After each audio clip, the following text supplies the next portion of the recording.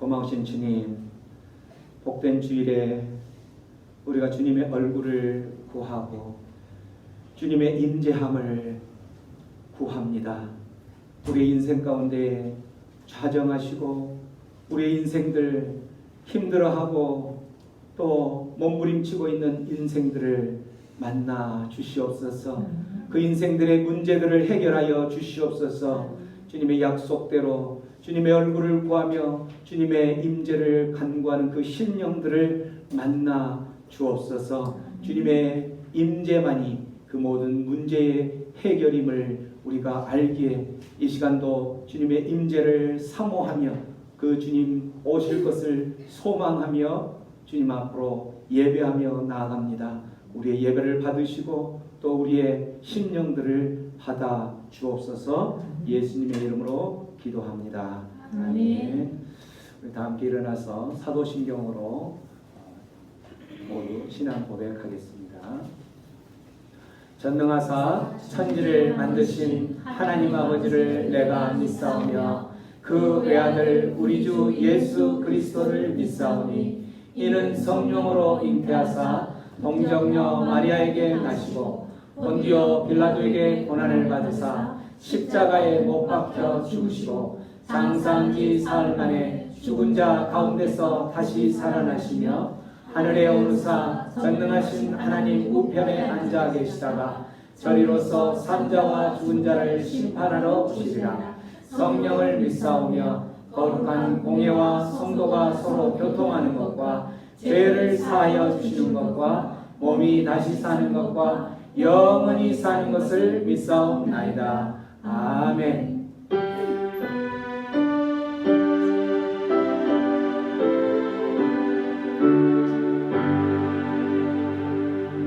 존경하옵소서.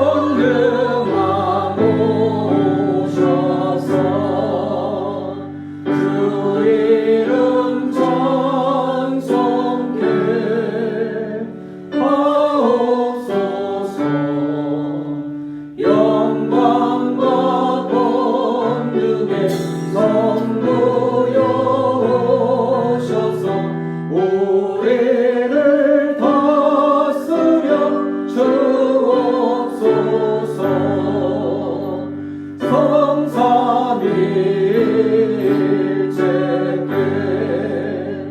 한없는 찬송을 드립니다. 존귀한 주님을 영광 중 배우고 영원히 모시게 하옵소서. 아멘.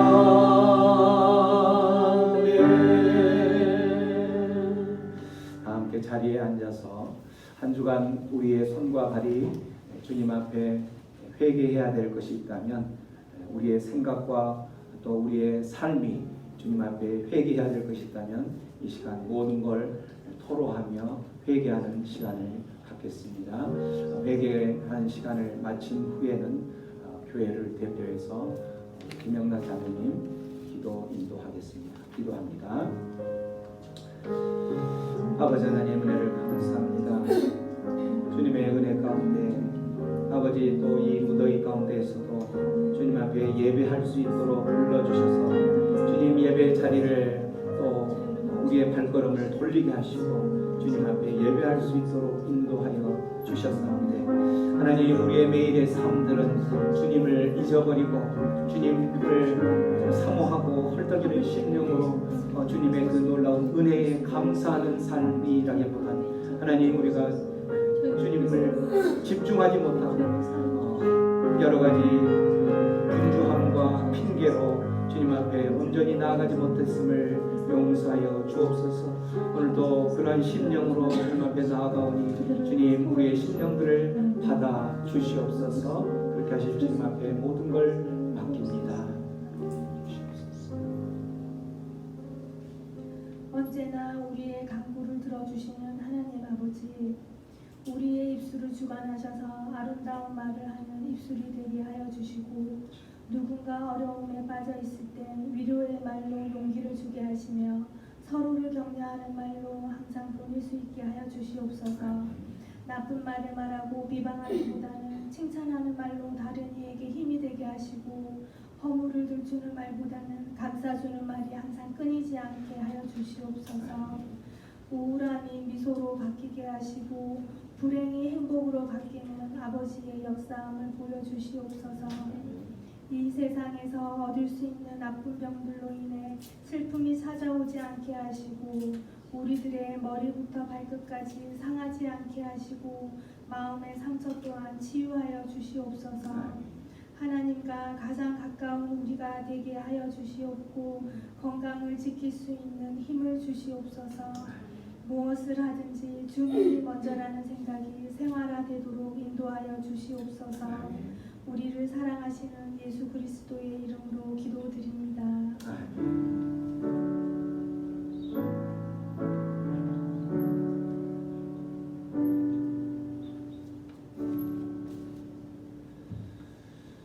하나님 말씀 누가복음 19장 19절로 31절까지 말씀. 누가복음 19장 19절부터 31절 말씀. 16장인데 잘못 타이핑되네요. 누가복음 16장 19절로 31절까지 말씀. 천국은 분명히 있다라는 주제로 하나님의 은혜의 말씀 앞으로 나아가겠습니다.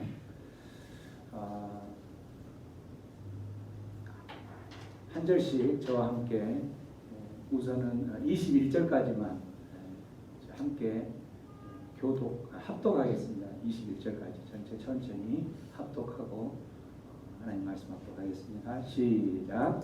한 부자가 있어 자색 옷과 고운 베옷을 입고 날마다 호화롭게 즐기더라. 그런데 나사로라 이름한 한 거지가 헌데 투성이로 그의 대문 앞에 버려진 채 그 부자의 상에서 떨어진 것으로 배불리려 하매 심지어 개들이 와서 그 헌데를 핥더라. 아멘. 지금 이 누가복음 말씀은 예수님께서 하신 말씀인데 어떤 말씀이냐면 예수님이 두 사람을 등장을 시키죠. 두 사람을 등장을 시키는데 두 사람을 등장을 시키면서 그 두 사람이 나중에 이제 죽게 되는데 죽기 전에 이 땅에서 어떻게 살았는가에 따라서 그 두 사람의 운명이 이제 죽음 이후에 두 운명이 완전히 뒤바뀌는 것을 비유로 설명하고 있는 거죠. 그래서 이 두 사람 중에 한 사람은 앞에 보이는 것처럼 부자라는 한 사람을 소개를 하고 있고 한 사람은 나사로라는 거지를 소개를 하고 있죠. 이렇게 부자와 거지 나사로를 소개를 하는데 부자는 어떤 모습이고 나사로는 어떤 모습이었냐면 아까 나온 말대로 부자는 자색 옷을 입었고 또 고운 베옷을 입었고 또한 날마다 연회를 즐기더라 이렇게 소개를 하고 있어요. 그 사람을. 그리고 거지 나사로는 그 부자의 집 대문 앞에서 이렇게 그 부자의 집에서 떨어지는 음식을 먹으며 살더라. 근데 그 부자는 거지는 그 몸에 피부병이 있어서 피부에 분비물이 나오는 그걸 이제 헌데라고 표현하는데 분비물을 나오는 그런 피부병을 앓고 있는 상황인데 그 분비물을 저기 보면 개가 핥고 있죠. 개들이 핥더라 이렇게 소개를 하고 있죠. 여기서 부자는 예수님이 소개한 자색 옷을 입었다, 또 고운 베옷을 입었다 이런 표현들은 뭐냐면 자색 옷은 어떤 사람들이 그 당시에 입었냐면 왕족이나 귀족들이 입은 거죠. 그리고 고운 베옷 이것은 그 당시 고운 베옷 그 같은 무게로 금보다 2배, 3배를 더 비싼 게 고운 베옷의 무게였어요. 약간 가치였어요. 그러한 옷을 입었다라는 것은 무슨 말이냐면 그만큼 호화롭게 사치를 부리며 살았다라 이런 이제 소개를 하는 거죠. 그리고 날마다 연회를 열었더라. 그 당시에 어떤 잔치를 벌이거나 연회를 여는 것은 언제 주로 열었냐면 절기가 있을 때. 이스라엘에서 큰 절기는 3가지 절기를 이야기했죠. 이 절기 때나 아니면 어떤 결혼식 때 아니면 가정에 즐거운 기쁜 일이 있을 때만 잔치를 벌이는 그런 것에 비해서 이 부자는 날마다 연회를 베풀었더라 이렇게 소개를 하고 있는 거죠. 그런 반면에 거지는 어떤 모습으로 저 상황에서 정말 이제 그 처참한 한 인생을 살아가는 모습인 거죠. 여기서 예수님이 부자를 상징하는 게 어떤 모습이냐면 세상 것에 푹 빠져서 세상의 그 만족을 하기 위해서 하나님과는 별개로 살아가는 한 모습을 소개를 하는 거예요. 하나님과 관계없이 자기 만족을 위한 삶을 살아가는 한 부류, 이런 사람을 부자로 소개를 했던 거고, 거지 나사로는 나사로라는 뜻은 무슨 뜻이냐면 하나님의 도움을 받았다, 하나님이 도우신다, 아니면 하나님이 도우셨다라는 이런 뜻이에요. 그런 뜻이기 때문에 이 거지는 가난한 자를 부자의 대조적으로 가난한 자를 소개하는데 하나님의 절대적인 도움이 없이는 살아갈 수 없는 가난한 자. 그렇기 때문에 그 사람은 하나님의 절대적으로 하나님께 모든 것을 의탁할 수밖에 없는 존재. 그래서 그 사람은 하나님께 모든 것을 의탁하며 살아가는 사람, 이 부류를 거지 나사로로 소개를 하는 거죠. 하나님께 모든 것을 의지하는 삶을 살아가는 사람, 나사로라는 뜻에서 이렇게 된 것처럼. 자, 그래서 이렇게 두 사람을 소개를 했죠. 한 사람은 부자라는 이 사람, 하나님과 전혀 관계없이 이 세상을 살아가는 한 부류, 또 한 사람은 모든 것을 하나님께 온전히 의탁하며 살아가는 그 한 부류. 이 사람이 살아가다가 이제 이 사람들이 어떻게 되냐면 둘 다 죽게 돼 있죠. 죽게 돼 있는데 죽은 뒤에 완전히 운명이 뒤바뀌어 있는 모습을 소개를 하는 그 다음 말씀에, 자, 거지가 22절부터 23절까지 한번 읽습니다. 시작. 이에 그 거지가 죽어 천사들에게 만들려 아브라함의 품에 들어가고 부자도 죽어 장사되네. 그가 음부에서 공중에 눈을 들어 멀리 아브라함과 그의 품에 있는 나사로를 보고. 자, 부자도 죽었고 거지 나사로도 죽었어요. 근데 누가 먼저 죽었을까요? 아무래도 거지가 먼저 죽었겠죠. 거지 나사로가 먼저 죽었는데 하나님의 보면은 거지가 죽어 천사들에게 붙들려 누구의 품에 있다고 돼 있죠? 아브라함의 품에. 이걸 이제 천사들에 붙들려 아브라함의 품에 이렇게 안겨 있는 것을 본 거예요. 누가 본 거냐면 부자도 죽었는데 부자가 가 있는 곳은 어디냐면 음부라는 곳을 소개해요. 음부는 우리가 말하는 지옥 이렇게 표현하는데 지옥에서 고통 중에 눈을 들어 이렇게 보니까 멀리 누구의 품에 나사로가 있어요? 아브라함의 품에 나사로가 있는 거예요. 근데 그 음부에는 어떤 상태로 말하냐면 고통 중에 이렇게 표현을 하는 거죠. 그래서 제가 그림을 한번 가져왔어요. 이런 모습이었던 거예요. 이런 모습. 그래서 거지 나사로가 아브라함의 품에 있는 그 모습은 누가 봐도 천국일까요? 지옥일까요? 천국이겠죠. 그곳은 누가 봐도 천국이고, 지금 부자가 죽어서 고통 중에 있는 그 곳은 누가 봐도 지옥이다 이렇게 표현이 될 수가 있는 거겠죠. 이렇게 보니까 이 지옥에서 이 지금 부자가 너무 고통스러운 거예요. 너무 고통스러워서 너무 고통스러운 반면 그 아브라함의 품에 있는 저 대문 앞에서 거지로 있었던 저 사람은 거지 나사로는 너무나도 평온하게 있는 모습을 보면서 그렇게 아브라함에게 이 거지 부자가 요청을 하죠. 뭐라고 요청을 하죠? 아버지 아브라함이여 나를 긍휼히 여기사 나를 긍휼히 여겨주세요.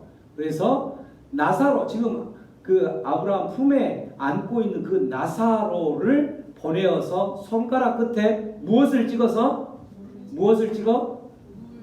물을 찍어서 내 혀를 서늘하게 해주세요. 내가 무엇 가운데 지금 괴로워합니다. 불꽃 가운데서 괴롭습니다. 라고 이야기를 하는 거예요. 지금 부자가 어디에서 지금 고통 가운데 있는 거냐면 지옥에서 고통 가운데 있는데 이 지옥에서 세 가지 측면을 힘들어하고 있는 모습을 보여주고 있는 거예요. 실제적인 모습, 어떤 모습으로? 육체적인 모습에서 불꽃. 여러분 화상 입어 본 적 있어요? 화상 당해 본 적 있으세요? 우리 고통 중에 가장 큰 고통 중에 하나가 화상으로 인한 고통이에요. 사실은 화상으로 이 피부를 신경을 이제 다 이렇게 데이면은 그 고통은 이루 말할 수가 없는 거죠. 근데 그 고통이 잠시 있는 그 고통이 아니라 저 불꽃은 영원히 있는 고통이라는 거예요. 그 영원히 화상의 불꽃 그곳에서 있는 고통처럼 영원히 육체적인 내 그 고통이 있는 불꽃 가운데서 지금 호소를 하는 거예요. 내가 너무 힘들어하니까 나를 위해서 물 한 방울 내 혀에 좀 묻혀줄 수 있겠느냐라고 이야기를 하는 거예요. 육체적인 이 고통이 있는 곳이 지옥이라고 소개를 하고 있는 거죠. 또한 정신적인 고통을 이야기하는 것을 지옥으로 표현을 하고 있죠. 내가 지금 불꽃 가운데서 괴로워합니다. 불꽃으로 인해서 육체가 힘든 것뿐만 아니라 괴로워하나이다. 이 말은 고민하고 있습니다. 다른 성경에 보면은 고민하고 있습니다. 내가 지금 정신적으로 큰 충격에 쌓여서 지금 엄청난 고민을 하고 있습니다. 이런 정신적인 충격을 소개를 하는 거예요. 지옥이라는 그곳은 육체적인 고통을 당하는 것이 뿐만 아니라 정신적으로도 엄청난 고통을 당하는 곳으로 소개를 하는 거죠. 또한 그곳은 어떤 곳이냐면 영적으로도 하나님의 긍휼이 단절된 곳, 하나님의 긍휼이 그곳에서 이제 지금 부자의 이러한 요청, 내가 정말 힘들어 죽겠으니 나의 혀에 물 한 방울 주는 요청을 하고 있는 그것을 요청을 긍휼을 베풀어 주세요라고 하는 거죠. 아브라함에게 요청하는 것은 하나님께 요청하는 것과 똑같은 건데 그러한 긍휼을 요청을 하지만 그 긍휼이 단절된 전혀 하나님의 긍휼이 그 부르짖음 가운데 도달되어서 해결할 수 없는 긍휼의 영적인 부분까지도 힘들어하는 그러한 곳이 바로 지옥이라는 것이죠. 이렇게 지옥이 이런 천국과 지옥을 이렇게 나눴을 때 지옥이라는 곳에서 이렇게 힘들어하고 있는 모습을 보면서 이제 그렇게 요청을 하니까 나에게 물 한 방울만 제발 좀 뿌려서 나를 서늘하게 내 혀를 서늘하게 해주세요라고 했을 때에 그 아브라함이 대답한 게 뭐라고 대답해요? 자, 큰 소리로 시작.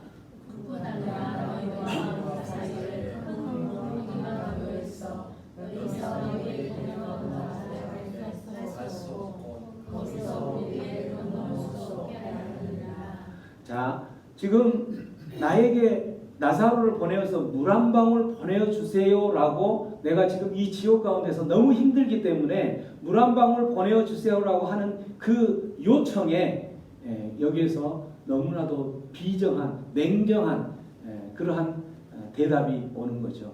이 사이에는 무엇이 있기 때문에 큰 구렁텅이가 있기 때문에 이곳에서 그곳으로 갈 수 없고 그곳에서 이곳으로 올 수도 없다. 이 말은 천국에서 지옥으로 갈 수도 없고 너희를 구원해 주기 위해서 구출해 주기 위해서 내 사랑하는 사람이 지옥에 있는데 그게 너무 안쓰러워서 그 사람을 다시 구출하기 위해서 갈 수도 없고 또 이 지옥에서 천국으로 내가 이 지옥에서 우리 그 감옥살이 하면 그 뭐라고 그러죠? 그 저기 그걸 잘 하면은 그 이렇게 이제 석방되는 그 모범수가 되면 지옥에서 천국으로 갈 수 있는 그런 것도 아니라는 거죠. 그래서 그 이유를 뭐라고 들었냐면 큰 구렁텅이가 놓여 있다라고 이야기를 하는 거예요. 근데 그래서 이곳은 결코 천국과 지옥은 왕래할 수 없다라고 단정을 짓는 거죠. 단정을 짓는 건데. 근데 유대교 그 당시에 유대교에서 유대인들이 생각하는 천국과 지옥의 개념은 어떤 생각을 했냐면 천국과 지옥의 경계는 담 하나 정도, 그 담의 폭도 손뺨 한 뼘 정도 아니면 우리 손가락 하나 정도 그 두께가 되는 그런 곳이기 때문에 언제든지 마음만 먹으면 넘어갈 수 있는 곳이다라고 천국과 지옥의 경계를 그렇게 해석을 했던 거예요. 그렇기 때문에 그 서늘한 곳에 와서 그 나에게 서늘하게 혀에 물 한 방울 묻혀주게 해달라고 요청했던 거죠. 이렇게 유대교는 이스라엘 유대인들이 가지고 있는 천국과 지옥의 개념들이 이렇게 달랐는데 예수님은 이곳에서 분명하게 천국과 지옥은 갈 수 없고 그곳은 완전히 큰 구렁텅이처럼 큰 협곡이 돼서 도저히 오고 갈 수 없는 곳이다라고 이야기를 하는 거죠. 이 천국과 지옥이라는 이러한 곳을 잘못 해석한 것 중에 카톨릭에서 보면 카톨릭의 연옥이라는 곳이 있어요. 연옥설. 연옥이라는 것은 뭐냐면 사람이 죽어서 이제 그 영혼이 죽어서 분명히 하나님께서 우리에게 말씀하셨던 것은 지옥이든 천국이든 둘 중에 한 곳을 가게 되어 있다는 중간 단계는 없는 거예요. 근데 이제 캐톨릭에서는 연옥이라는 곳에 잠시 머무르게 된다라는 거죠. 그래서 그 연옥이라는 곳에 머무르면서 만일에 그 사람이 천국으로 갈 수 있는 그러한 예를 들면 조건 중에 98%는 있는데 지금 나머지 2%가 부족하단 말이에요. 그러면 그 2%를 어디에서 해결을 해준다고 생각을 하냐면 지상에 남아있는 가족이나 또 친척들이 그 연옥에 지금 대기하고 있는 자기 그 사람을 위해서 예배를 드리거나 헌금을 하거나 봉사를 하거나 뭐 이렇게 하면 그 2%가 채워져서 천국으로 갈 수 있다라고 하는 게 연옥설이라는 거예요. 근데 예수님께서 지금 천국과 지옥은 이 둘 사이를 지나갈 수 있다 없다? 결코 지나갈 수 없다라는 거죠. 이러한 것을 정확하게 이야기를 하는 거예요. 그래서 이 말은 무슨 말이냐면 이 말은 죽은 뒤의 운명은 살아 있을 때의 그 모습으로 결정되는 거기 때문에 죽은 뒤에는 어떻게 된다? 그 자체가 바뀌어지지가 않는다. 죽은 뒤에는 이곳에서 저곳으로 갈 수 있는 그런 것이 아니라 죽은 뒤의 운명은 예수님께서 분명하게 이야기하는 거예요. 죽은 뒤에는 이미 이제 판결만 남아있다라는 거예요. 판결만. 어떤 사람들이 그래서 이 지옥으로 가게 되는 건가? 그 판결 자체. 누가 지옥으로 가는 거예요? 아까 이야기한 여기서 지금 부자가 그곳으로 가 있었잖아요. 부자는 어떻게 살았었죠? 하나님과 전혀 관계없이 하나님의 관계없이 세상 것에 푹 빠져서 자신의 정욕만을 채우려고 살아가고 있는 그러한 사람들, 이러한 사람들은 바로 부자의 그 갔던 모습처럼 그곳에 갈 수밖에 없다라는 거죠. 그래서 이제 부자가 이렇게 이야기를 한 거예요. 그렇게 천국에서 지옥으로 갈 수도 없고 지옥에서 천국으로 갈 수도 없다라고 하니까 부자가 지금 이제 요청하는 게 뭐라고 요청하죠? 27절 한번 큰 소리 읽습니다. 시작. 이르되 그러면 아버지여 고마우니 나사로를 내 아버지 집에 보내소서. 내 형제 5이 있는데 그들에게 증언하게 하여 그들로 이 고통받는 곳에 오지 않게 하소서. 천국과 지옥은 오고 갈 수 없다는 것을 충분히 듣고 이제 이 부자는 그러면 그 지금 천국에 있는 나사로를 죽어 있는 그 나사로를 다시 살려 보내서 어디로 보내라? 내 아버지 집으로 보내라. 내 아버지 집에는 누가 있다 지금? 형제가 5 형제가 있는데 이 5 형제들이 나처럼 똑같이 이 천국과 지옥이 있는 것도 모르고 지금 나처럼 똑같이 살고 있기 때문에 그들도 죽으면 반드시 어디에 온다? 이곳에 고통받는 곳에 올 수밖에 없기 때문에 나사로를 보내어서 어떻게 이 고통받는 곳에 오지 않게 해주시면 안 되겠습니까? 라고 이야기를 하는 거예요. 그렇게 이야기를 하니까 아브라함이 뭐라고 이야기를 하냐면 이렇게 이야기를 하는 거죠. 아브라함이 이르되 그들에게 모세와 선지자들이 있다라고 이야기하는 거예요. 모세와 선지자들이 그들에게 들을지니라. 지금 나사로를 살려서 그 나사로를 통해서 증언하려고 하면은 그 내 5 형제들이 믿을 것이니까 나사로를 살려서 그런 기적을 보여주면 믿을 거 아니겠습니까? 라고 이야기를 할 때에 그렇지 않다. 그곳에는 누가 있냐면 모세와 선지자들이 있다.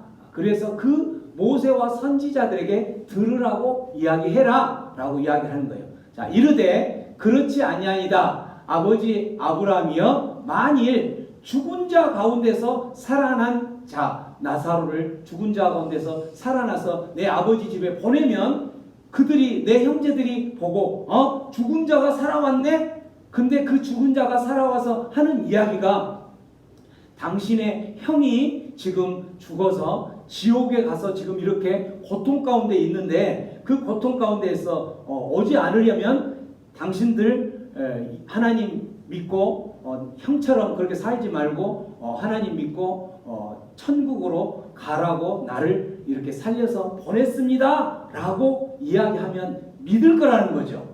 믿을 거라는 거죠. 그러면 그렇게 그들이 회개하고 믿을 것입니다 라는 말이 30절 말씀인 거죠. 그래서 그렇게 할 때 31절에 그 아브라함이 뭐라고 이야기를 해요? 모세와 선지자들에게 듣지 아니하면, 이 말은 모세와 선지자들에게 듣지 아니하면 비록 죽은 자 가운데서 살아나는 자가 있을지라도 그들은 안 믿는다. 그러면 여기서 모세와 선지자들이 이야기를 하는데 듣지 않으면 그들이 죽은 자가 살아도 믿지 않는다는 그 모세와 선지자들이 누구인가? 이 모세와 선지자들이 바로 누구인가요? 이 말씀을 통해서 알 수가 있어요. 자, 예수님께서 십자가에 못 박혀 죽으셨죠. 예수님께서 십자가에 못 박혀 죽으시고 부활하셔서 제자들에게 뭐라고 이야기하냐면 이 말씀을 부활해서 제자들에게 이야기를 하는 거예요. 내가 너희에게 있을 때, 이 말은 부활되기 전에 십자가에 못 박기 전에 죽기 전에 너희들과 함께 있을 때에 너희에게 말한 바 곧 누구예요? 곧 누구? 너희에게 말한 바 모세와 율법과 선지자들의 글과 시편이 바로 누구를 가리키는 것이다? 나를 가리키는 것이다. 여기에서 모세와 율법과 모세의 율법과 그 다음에 선지자들의 글, 시편, 여기에서 말하는 것이 바로 나를 말하는 것이다. 이 말은 바로 저 모세와 선지자들에게 들으라고 말하는 그 말이 바로 무슨 말이냐면 예수 믿으세요. 우리가 이렇게 말하는 것 있죠. 우리가 예수 믿고 천국 갑시다 라고 이야기하는 그 전하는 전도자들의 말, 목사들이 말하든 누가 말하든 어떤 성경을 들고 나와서 말을 하든 그 말하는 그것이 바로 모세와 선지자들이 말하는 것이라는 거죠. 그러니까 무슨 말이에요? 자, 우리가 전도할 때에 구원자 대신 예수 믿고 천국 갑시다 라고 말하는 그것이 바로 모세와 선지자들의 그 말을 빌어서 말하는 거죠. 예수를 전하는 것이기 때문에. 근데 그렇게 해서 믿지 않는 사람은 지금 죽었다가 살아난 나사로가 죽었다가 살아나서 말한다 할지라도 그것을 믿지 않는다라는 거죠. 그렇기 때문에 그 말은 누구에게 가서 말하는 거예요? 누구에게? 그 말은 죽은 그 사람을 그들이 믿을 것이면 나사로 네가 살아서 간다 하더라도 너는 너희 형제들은 믿지 않는다라는 거예요. 우리가 전도할 때에 우리가 우리 집안에 가정에 믿지 않는 사람을 위해서 전도할 때에 우리가 예수 믿고 우리 함께 천국 가자라고 전도할 때에 그 예수 믿는 소개하는 예수가 바로 구약의 모세가 그렇게 소개했던 예수고 또 선지자들이 그렇게 소개했던 예수라는 거죠. 그래서 구약 시대에 지금 그 나사로가 살아서 가서 소개하는 것 이전에 이미 많은 사람들이 예수를 전했다라는 거죠. 그런데 그들은 믿지 않았다라는 거죠. 그래서 그렇게 믿지 않는 사람은 이렇게 죽은 사람이 살아서 가는 그러한 놀라운 하늘의 큰 기적, 죽었다가 살아난 기적만큼 더 큰 기적이 어디 있겠어요, 그죠? 근데 그러한 것을 보고도 믿지 않는다라는 거죠. 우리가 전도하면 어떤 사람들은 그렇게 이야기하죠. 보이지도 않는 하나님 왜 믿으라고 난리야? 나에게 하나님 한번 보여줘봐. 내가 그러한 기적을 맛보면 내가 예수 믿을게 라고 이야기한다라는 거죠. 그런데 그런 사람마저도 그렇게 큰 기적을 보여준들 그가 믿지 않는다라는 거예요. 왜? 그게 바로 인간의 탈을 쓴 사람의 모습을 하나님께서 너무나도 잘 알기 때문에. 그래서 믿을 사람이라면 어떤 모습 어떻게 믿는다? 그런 사람들은 반드시 우리가 전할 때에 믿게 돼 있다라는 거죠. 이렇게 한 영혼이 한 생명책에 기록된다는 것이 너무나도 어려운 거예요. 사실 너무나 어려운 거예요. 여러분 지금 이제 신앙생활을 하려고 하니까 여러분의 가정 안에 분쟁이 일어나고 싸움이 일어나고 영적인 전쟁이 일어나고 있는 가정이 많이 있죠. 지금 이곳에 참석하고 있는 지체들 중에도 있어요. 왜 그렇게 싸움이 일어나게 되냐면 그 싸움은 예수님께서 이 땅에 오셨을 때에 예수님이 내가 너희들에게 평화를 주려고 온 줄 아느냐? 내가 너희에게 검을 주러 왔다라고 합니다. 검을, 싸우는 검을. 왜냐하면 예수의 영을 받아들이고 그 가정 안에 예수의 영이 들어오면 그 가정에는 두 영이 존재하게 되니까 결국에는 싸움이 일어나게 돼 있다라는 거죠. 그래서 예수의 영을 받아들이려고 하는 영과 또 예수의 영이 아닌 다른 영을 가지고 있는 두 영이 싸우기 때문에 믿음의 가정으로 탄생되려고 할 때에 하나의 생명책에 이름이 기록되려고 할 때에 그 가정 안에는 반드시 싸움이 일어나게 돼 있는 거예요. 몇 주 전에 지난주에 제가 이번 세례 받으면서 세례 받고 생명책에 이름을 기록하는 그러한 놀라운 기적을 맛보아야 되지 않겠냐라고 하면서 세례를 받으라고 하니까 이제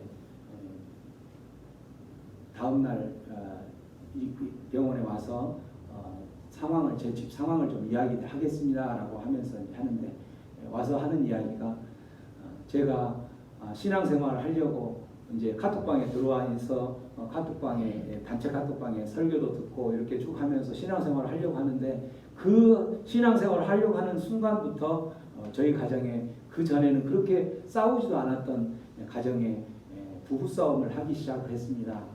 너무나 힘듭니다라고 이야기를 하는 거예요. 그래서 그거는 당연히 있을 수밖에 없는 예견된 싸움이다, 영적 전쟁이다. 왜냐하면 하나님의 영이 그 가정 가운데에서 이제 주인으로 살려고 할 때에 그 하나님의 영이 들어오지 못하도록 사단의 그 마귀는 끈질기게 시비를 걸고 싸우고 불화를 일으키면서 그렇게 되는 것이다 라고 이야기를 했어요. 그래서 그런 것처럼 우리의 한 이름이 한 영혼의 이름이 생명책에 기록이 되는 것은 이렇게 이야기한 것처럼 안 믿어요. 믿지 않는다는 거죠. 그 엄청난 기적을 보고서도 안 믿고 또 내가 그러한 기적을 보면 믿을게라고 했던 사람도 결국은 그러한 기적을 봤어도 그 기적을 본 그 효력은 뭐 한두 달 지나면 처음에는 그때는 뜨거웠다가도 한두 달 지나면 그냥 어느새 또 사라져버리는 것이 우리 인생이라는 거죠. 그렇게 연약하니까. 그래서 이 생명책에 그렇게 이름이 기록되는 것은 너무나도 소중한 것이죠. 우리가 세례받는 것이 바로 이 생명책에 이름이 기록되는 것을. 우리가 신앙생활 하다 보면은 정말 생명책에 이름이 기록되는 그 구원받는 것이 얼마나 소중한 것인지를 알 수가 있는 거죠. 예수님께서 제자들을 교육을 많이 시키고 제자들을 이제 파송을 해서 전도도 하고 가서 귀신도 내어 쫓고 이렇게 하라고 이야기를 하고 70인을 전도로 이제 보냈었죠. 근데 그들이 예수님의 파송을 받고 세상 가운데 나가서 전도도 하고 또 세상 가운데 그렇게 하다 보니까 그 귀신도 만나고 그렇게 했는데 예수님의 능력으로 예수님의 이름을 선포하면서 물리칠 때에 그 귀신들이 나가 떨어지는 것을 보고 돌아와서 그들이 말할 때 아주 흥분된 모습으로 이야기를 해요. 예수님, 우리가 예수님의 명대로 밖에 나가서 전도하면서 이렇게 하다 보니까 귀신들이 예수님의 이름을 듣자마자 나가 떨어지고 그래서 우리가 승리하며 이렇게 왔습니다 라고 이야기하니까 예수님이 그 제자들에게 하는 이야기가 있어요. 뭐라고 이야기하냐면 이렇게 이야기하죠. 귀신들이 너희에게 항복하는 것으로 기뻐하지 말라. 너희 이름이 어디에 기록된 것으로 기뻐하라? 하늘에 기록된 것으로 기뻐해라 라고 이야기합니다. 이만큼 우리의 이름이 생명책에 기록된다는 것은 그만큼 소중한 것이고 어려운 것이고 그래서 내 이름이 생명책에 기록된다는 것은 그만큼 가슴 벅찬 일이라는 거죠. 세례받는 것이 바로 그거예요. 세례받는 것이 생명책에 이름이 기록되는 것이죠. 세례를 누가 받느냐면 예수를 영접한 사람이 세례를 받을 수 있는 거예요. 그래서 오늘부터 이제 세례 신청하신 분들 세례 교육을 할 건데 이렇게 생명책에 이름이 기록된다면 이렇게 소중하다라는 거죠. 지금 부자는 그 천국과 지옥이 있는지 없는지도 모르고 살다가 결국 부자는 어디에 갔어요? 하나님과 전혀 관계없이 살다가 결국은 지옥으로 갔던 것처럼 근데 이 지옥에 가서 이제 본인이 내가 이렇게 해서 지옥에 왔으니까 다시 내 형제를 전도하기 위해서 죽은 나사로를 살려달라고 요청했지만 그들은 결코 믿지 않을 것이다 라고 이야기하면서 그 말을 듣지 않는 거죠. 이런 것처럼 참 우리들이 믿는다고 지옥이 확실히 있는 거고 믿지 않는다고 지옥이 없는 게 아니라는 거죠. 천국과 지옥은 분명히 있는 것을 믿으시기 바랍니다. 천국은 있어요. 분명히 있어요. 실제로 존재하는 거죠. 지옥은 있어요. 그냥 상상이 아니고 천국과 지옥은 허상이 아니에요. 어떤 상상적인 것이 아니라는 거예요. 천국과 지옥은 분명히 있다라는 거죠. 그거를 경험한 사람은 아까 부자가 내 형제들은 그곳에 오지 않게 하기 위해서 나사로를 살려달라고 그렇게 보내달라고 이야기했던 것처럼 분명히 그걸 경험한 사람은 이제 그렇게 그 행동이 바뀌어지게 되는 거겠죠. 삶이 바뀌어지겠죠. 천국은 분명히 있다. 이렇게 천국과 지옥이 분명히 있는 줄도 모르고 살다가 이렇게 경험을 하고 나면 그런 사람들은 어떻게 되겠어요? 그 삶이 어떻게 될까요? 바뀌겠죠. 무엇이 바뀌냐면 가치관이 바뀌는 거예요. 그 가치관이 바뀌고, 가치관이 바뀐다는 것은 우리가 삶의 방향이 바뀌어지게 돼 있는 거예요. 가치관이라는 것은 무엇이 가치 있는 것인가를 따라서 쫓아 살아가는 것이 가치관이죠. 그래서 우리들이 살아갈 때에 천국과 지옥이 있는지 없는지도 모르고 사는 사람은 그 사람이 소중하게 생각하고 가치 있다고 생각하는 것은 무엇을 가치 있다고 생각했어요? 세상 사람들이 추구하는 재물이 가치 있는 것이기 때문에 그곳을 향해서 달려가게 돼 있는 거예요. 그러나 천국과 지옥이 분명히 있다라는 것을 조금만 인식하고 살아간다면 그 사람의 가치관은 달라지게 돼 있겠죠. 무엇이 가치 있겠어요? 생명책에 이름이 기록된 것만큼 더 가치 있는 것이 없다는 것을 알기 때문에 그 삶은 생명책에 기록이 된 그 삶을 향해서 바뀌어지게 돼 있는 거죠. 그러한 삶, 우리가 그러한 삶을 살아갈 뿐만 아니라 아직도 생명책에 기록이 되지 않는 그 사람들을 위해서 살아가는 삶의 방향이 바뀌어지는 거죠. 이렇게 천국과 지옥이 분명히 있다라는 것을 경험한, 전혀 그런 것을 모르고 살아간 사람이, 그걸 경험했던 사람이 삶의 방향이 완전히 180도 바뀌었던 한 사람을 제가 소개를 할 텐데, 천국과 지옥이 분명히 있다라는 것을 느끼고 그가 이제 그 삶이 원래 살았던 모습에서 완전히 바뀌었던 한 사람이었죠. 그 이븐 알렉산더라는 그 박사인데, 이분은 신경과 뇌 연구 학자였죠. 의사였는데, 이 사람이 그 미국의 이제 그 암 쪽에는 그래도 일가견이 있고 아주 유명한 하버드 대학뿐만 아니라 듀크 대학이라는 곳이 있어요. 듀크 대학. 그 듀크 대학에서 뇌를 연구하는 굉장히 유명한 세계적인 뇌 신경 뇌 학자였죠. 이 학자가 이제 거의 한 50대 중반 이 나이 될 때까지 엄청난 세계적으로 주목받을 정도의 뇌를 연구하고 학자로서 이제 유명한 그런 사람이었던 거예요. 그런 사람이기 때문에 이 뇌학자는 그 듀크 대학에서 뿐만 아니라 하버드 또 전 세계적으로 이 사람이 발표한 논문이나 이런 것은 어느 누구도 토를 달 수 없을 정도로 유명한 그런 사람이었던 거죠.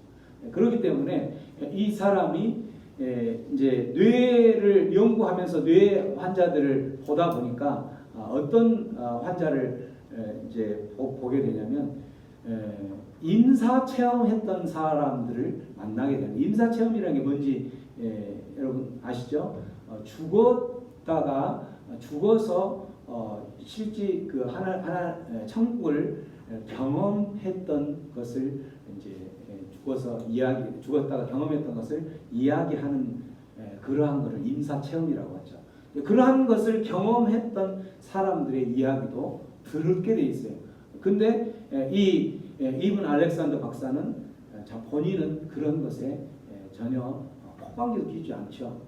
그런 것은 그런 것을 믿지는 않는다라고 이야기를 하고 있는데, 근데 이 이븐 알렉산더 박사가 7일간을 완전히 혼수 상태를 넘어서 이제 의학적으로 사망 선고를 해야 될 그러한 상황까지 가는 거죠.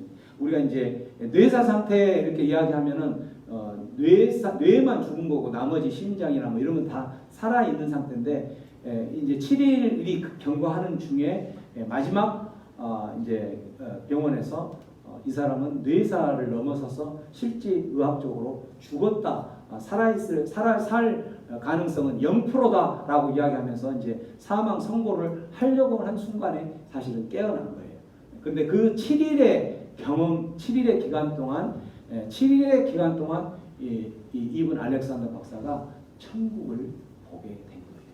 천국을 보게 돼서 그곳에서 메시지를 듣고 또 느끼게 되는데, 그곳에서 세 가지의 메시지를 받게 되는데, 그 첫 번째 메시지는 그대는 사랑받고 있고 소중히 여겨지고 있다라는 메시지를 받아요.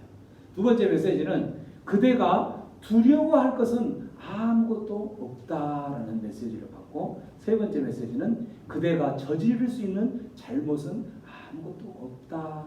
이 말들을 전체적으로 다 해보면은 그가 이제 그 분위기와 이런 것을 하면서 그가 한 문장으로 어떻게 했냐면, 하나님은 우리를 있는 모습 그대로 사랑한다는 것을 느꼈다라는 거죠. 그렇게 하면서 우리는 사랑받는 존재이다라고 이야기를 하면서, 그가 7일 동안 그 경험하고 봤던 천국, 경험했던 그것을 토대로 정말 천국은 있구나라고 생각을 하면서 이제 그 사람은 이제 아까 천국은 분명히 있다라는 그 책을 이제 짓게 되고, 영어로는 Heaven is Real이라는 이 책을 이제 기록하면서 내가 지금까지는 천국이나 지옥이 있는지 없는지도 모르고 살았는데 가서 보니까 정말 천국이 있더라라고 하면서 이 천국을 소개하고 또 간증을 하기 위해서 그는 잠시 그 유명한 세계적인 뇌학자였던 그 영역을 내려놓고 전도하러 영혼을 구하고 그 천국을 소개하는 그 삶을 살아가고 있는 거예요. 그래서 그렇게 살아가고 있을 때에 이분 알렉산더 이 박사에게 이제 갑자기 그 뉴스위키 거기 미국의 뉴스위키지 이곳에서 이제 갑자기 인터뷰를 하려고 하면서 이 사람을 만나게 되면서 이 사람이 인터뷰를 하면서 그 본인이 천국을 경험했던 이 부분들을 이제 소개를 하는 것이 너무나 이제 확신에 찬 소리로 하니까 이때 생각난 사람이 한 사람이 있었어요. 누가 생각나냐면 리처드 도킨스라는 사람이 생각이 나는 거예요. 이 인터뷰 하려는 사람이.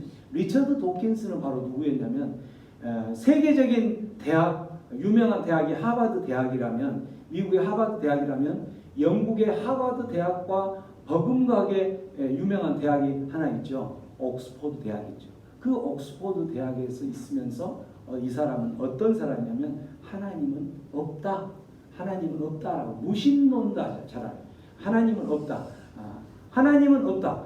창조주, 하나님은 창조주라고 우리가 믿는데 창조주는 그럼 누가 창조했지? 이렇게 비아냥거리면서 신은 만들어진 것이다.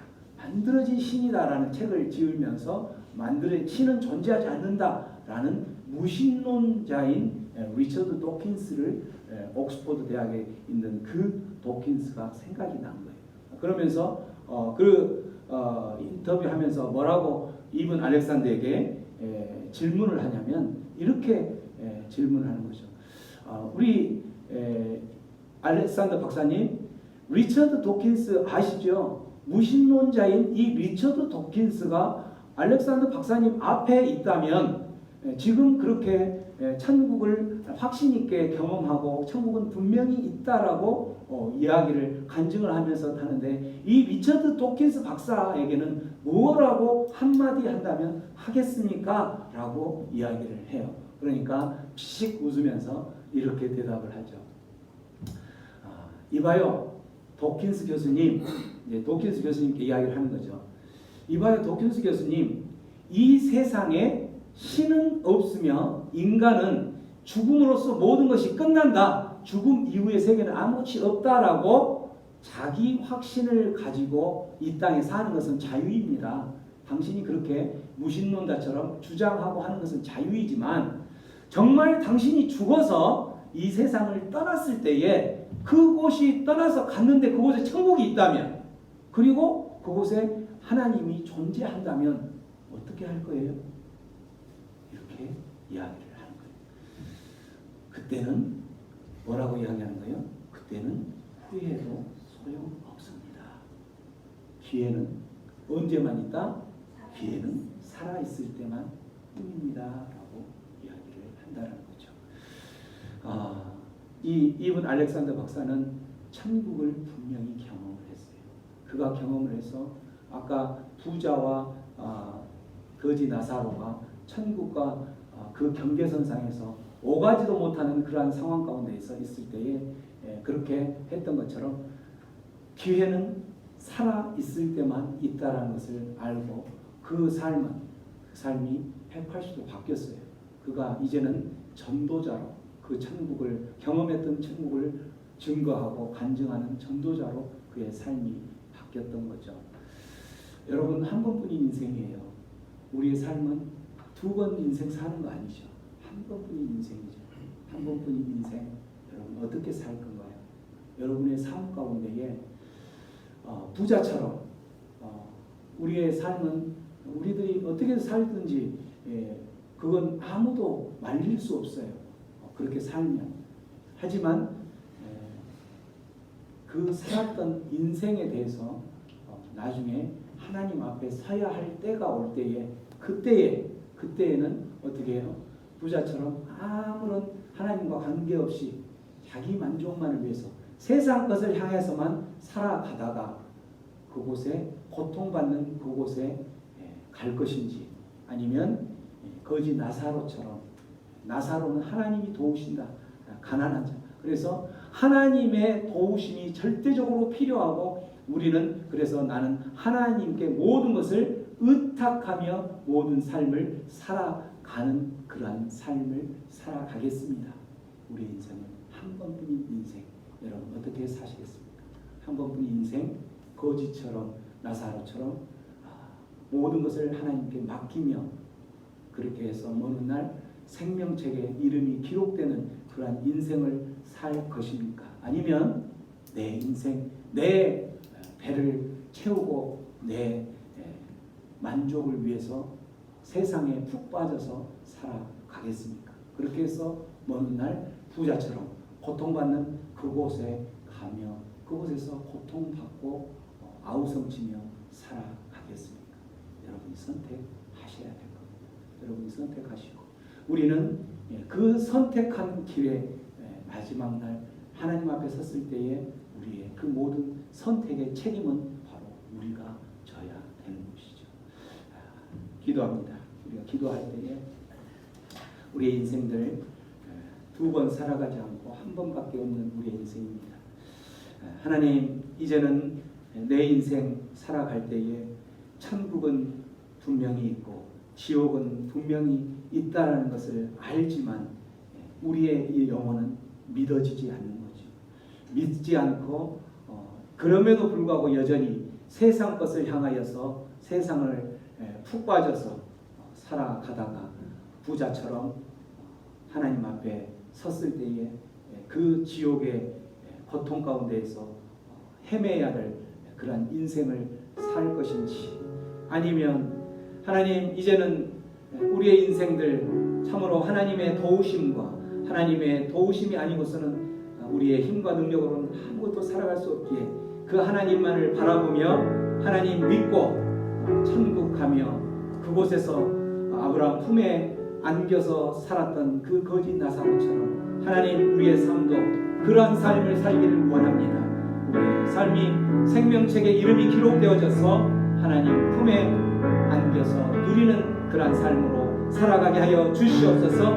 나뿐만이 아니라 내 옆에 있는 내 아내도 내 아버지도 내 어머니도 내 형제도 그 하나님 품에 안기는 생명책에 이름이 기록되어져서 그러한 품에 살아가는 삶을 살게 하여 주시옵소서. 그렇게 결단하고 하나님의 도우심을 구하는 기도하는 기도하며 나가겠습니다. 기도합니다. 아버지 하나님 은혜를 감사합니다. 아버지 하나님 생명책에 이름이 기록되는 것이 그렇게도 어렵고 소중한 것임에도 불구하고 하나님 우리는 끊임없이 아버지 내 세상 것을 향하여서 달려가고 세상 것을 향하여 또 몸과 모든 것을 바치고 살아가는 어리석은 인간인 것을 우리들이 깨닫습니다. 하나님 우리의 인생들을 다시 한번 주님의 품 안으로 돌려주시옵소서. 품어주시옵소서. 주님의 품으로 우리의 인생을 아버지 다시 한번 간섭하셔서 주님의 발품으로 발걸음을 돌려주시옵소서. 아버지 우리의 힘과 능력으로는 할 수 없사오니 주의 성령의 능력으로 주님의 품으로 돌려주시옵소서. 내 아내를 돌려주시고 내 아버지를 주님의 품으로 돌려주시옵소서. 하나님 내 아버지를 또한 또 내 형제를 내 자매를 주님의 품으로 돌려주시옵소서. 주님 그러한 주님의 품으로 가는데 방해하고 있는 어둠의 사탄 그 마귀 사탄들을 주님의 능력으로 끊어주시고 물리쳐 주시옵소서. 그렇게 하실 주님 그렇게 하실 주님 앞에 모든 걸 맡깁니다. 고마우신 주님 주님의 품 안으로 가는 것은 주님의 생명책에 이름이 기록되는 것은 그 기회는 이 땅에 있을 때 살아있을 때뿐인 것을 기억하며 주님 우리가 그 길로 또 생명책에 이름이 기록되는 것으로 우리가 사모하며 나아갑니다. 주님 우리를 그 생명책에 이름을 기록될 수 있도록 그러한 은혜를 받을 수 있도록 우리의 삶을 주장하시고 간섭하여 주시옵소서. 아울러 주님 우리의 주님 아버지 우리의 아내 우리의 남편 우리의 형제 자매 역시 주님 품 안에 품어 주시옵소서. 주님의 은혜가 필요합니다. 주님의 자비가 긍휼이 필요합니다. 주님 살아있을 동안 그 은혜를 경험할 수 있도록 인도하여 주시옵소서. 감사하고 예수님의 이름으로 기도합니다. 아멘. 함께 찬송하면서 준비한 예물을 동원하겠습니다.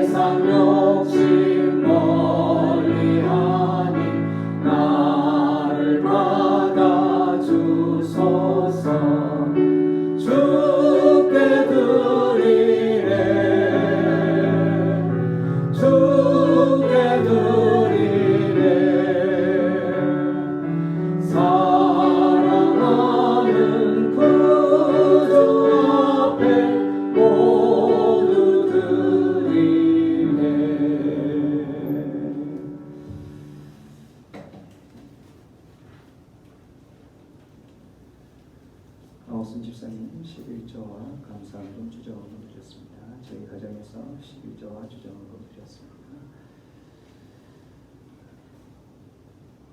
신인철 형제님 주정을 드렸습니다.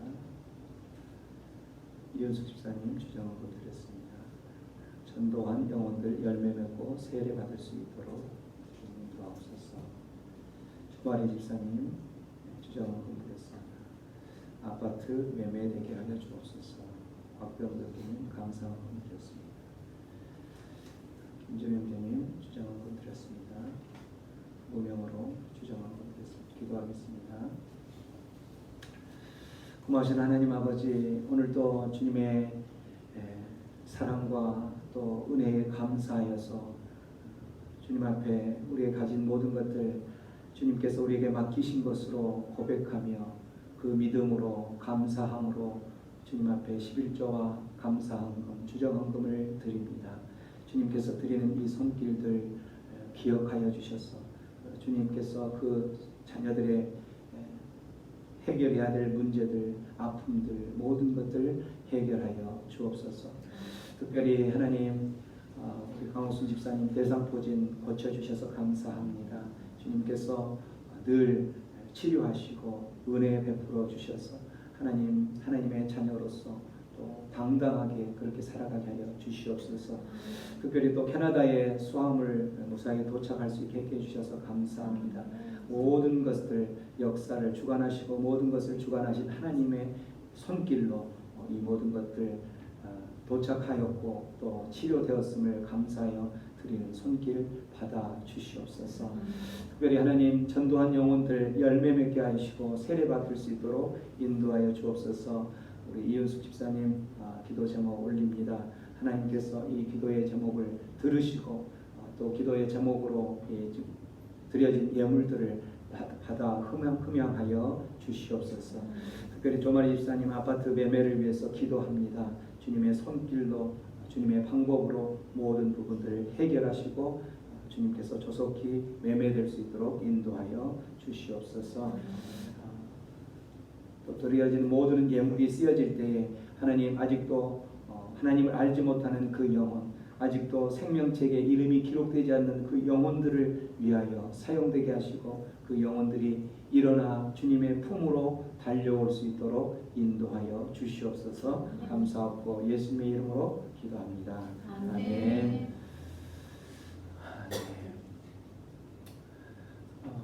이번 주부터 이제 식사 예배 후에 간단한 식사 후에 세례 신청하신 분들 세례 교육이 있습니다. 1시간 정도 소요되니까 세례 교육을 신청하신 분들은 세례 교육을 참석하시면 되고 세례 교육이 없는 분들은 이 공간은 세례 교육을 할 거니까 혹시 335호로 밖에서 교제하시면 되겠습니다.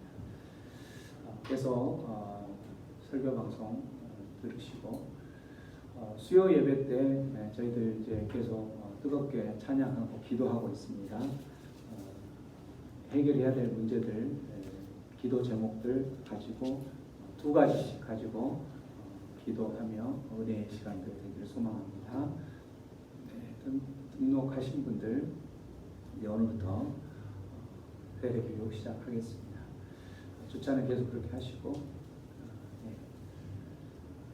새로 오신 분은 함께 일어나서 찬양하고 예배를 마치겠습니다.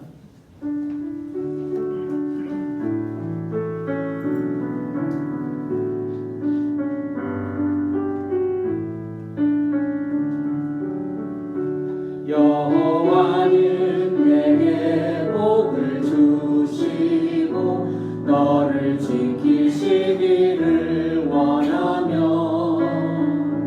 여호와는 그 얼굴을 내게 비추사 은혜 베푸시기를 원하네. 여호와는 내게 복을 주시고 너를 지키시기를 원하며 여호와는 그 얼굴을 내게 비추사 은혜 베푸시기를 원하네. 여호와는 내게 복을 주시고 너를 지키시기를 원하며 여호와는 그 얼굴을 내게로 드서 평강 주시기를 원하노라.